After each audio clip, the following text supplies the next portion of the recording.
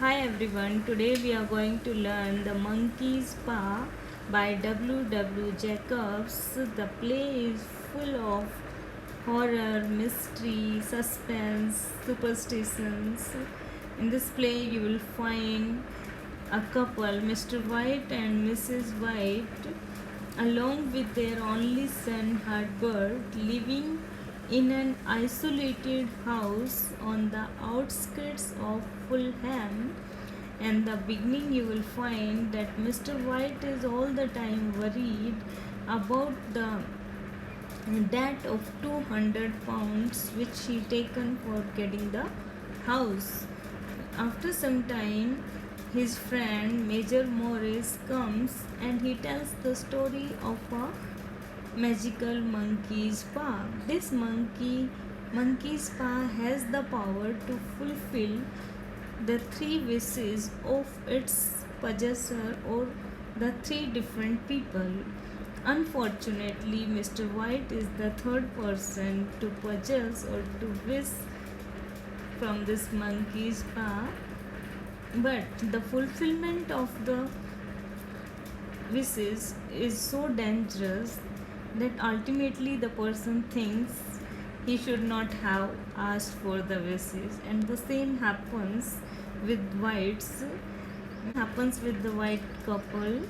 They have to lost their only son out of the wishes.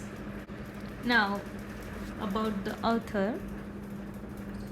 See, the author is W. W. Jacobs. His full name is William Waymark Jacobs, who is born in London in 1863 and died in 1943.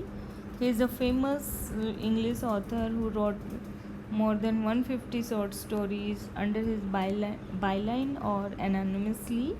By 1916, his prolific writing had slowed and he began adapting his stories into plays. Now he started adapting his plays. He occasionally wrote horror stories and he is known for his classic The Monkey's Paw, published in 1902. Introduction to the play. As we have discussed, The Monkey's Paw is classic tale of horror and superstition. It is a dramatized version reprinted in Jacobs' third short story collection, which is The Lady of the Bars, published 1902. The story centers on a dried, shrunken monkey's paw that has magical powers to grant its possessor three wishes. The writer shows that the fate rules life. In this play, you will find that the fate rules life. The atmosphere and setting of the play add to the gloom and melancholy of the whole plot is full of gloom and melancholy. Now the characters. Here is the Mr. White. He is Herbert's father and Mrs. White's husband. Mr. White is an old man who is both curious and malleable. It is Mr. White who makes all the three wishes. He makes the first two wishes at the suggestion of his wife and son. Mrs. White, says Herbert's mother and Mr. White's wife. She is an intelligent, caring, and passionate woman. She shares her husband's and son's fascination with Sergeant Major Morris' stories and questions him just as eagerly as they do. Herbert's death traumatizes Mrs. White and she forces Mr. White to wish Herbert back to life. Herbert, the only surviving child of Mr. and Mrs. White, he is an irreverent, affectionate, loyal young man who works in an unidentified capacity with heavy machinery at an electric company called Moss and McGuinness. It's possible, although not certain, that Mr. White's second wish transforms or reanimates Herbert as a terrifying corpse. Due to the wish of his father, second wish of his father, he transforms into a terrifying corpse. Sergeant Major Morris, a friend of the Whites, a mysterious and possibly sinister figure, Sergeant Major Morris enjoys talking about his adventures abroad and shows the Whites his monkey's paw. In spite of his professed reservations, he discourages Mr. White from dreaming of India, suggesting that life is better and simpler at home in England. He throws the monkey's paw into the fire and urges Mr. White not to make any wishes, but he ultimately tells him exactly how to make a wish. Mr. Sampson, the man who informs Mr. and Mrs. White about Herbert's death, he gives Mr. and Mrs. White £200 from the company. Now, the questions about the play we need to discuss. The very first is the atmosphere and setting of the play. So the House of Whites is located at the outskirts of Fulham and it's near a cemetery. The other key terms used for the setting are deep window, alcove. In the very beginning you will find these phrases: wire letterbox, fireplaces, old-fashioned piano, old china figures. Mr. White is playing chess with his son while wind is howling fiercely outside. All these things add mystery to the setting and atmosphere. Apart from it, the play has supernatural element as it deals with magical powers of monkey's paw, which transforms Herbert White from a gentle, loving, rational, and devoted young man into a threatening monster or a corpse. In this way, all the three scenes of the play add the mood of melancholy and gloom in the play. This is all about the atmosphere and setting of the play. Now, the theme of the play, the central theme. The writer shows that the fate rules life and over ambition brings downfall.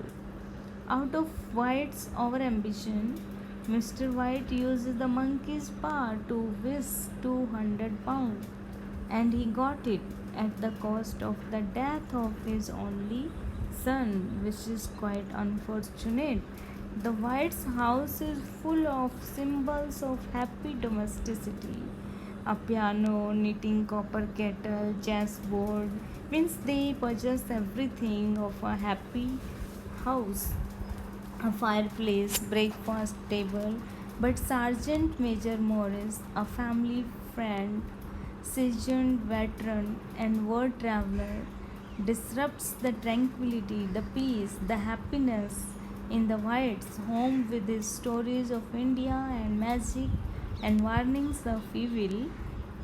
He gives Mr. White the monkey's paw, the ultimate token of the dangers outside the world.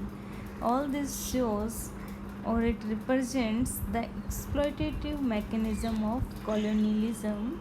Here, Major Morris plays that role.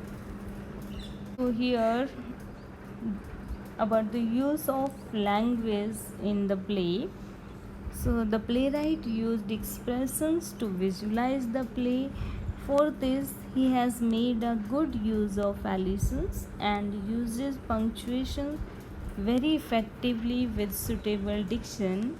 Allusion is a linguistic term. It means deletion or omission of one more sounds such as a vowel, a consonant, or a whole syllable in a word or a phrase. It also includes omission of words in a sentence. When Morris enters, the writer conveys the fact of bad weather, as Sergeant says, awful, and a mile up the road by the cemetery, it's worse enough to blow the hair off your head.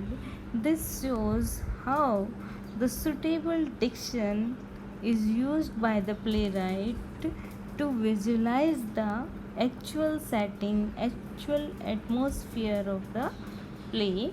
At another place, Morris says umbrellas and glasses and hot water bottles. Oh, yes. in the whole play you will find these kind of allusions, contractions, and the proper use of the punctuations.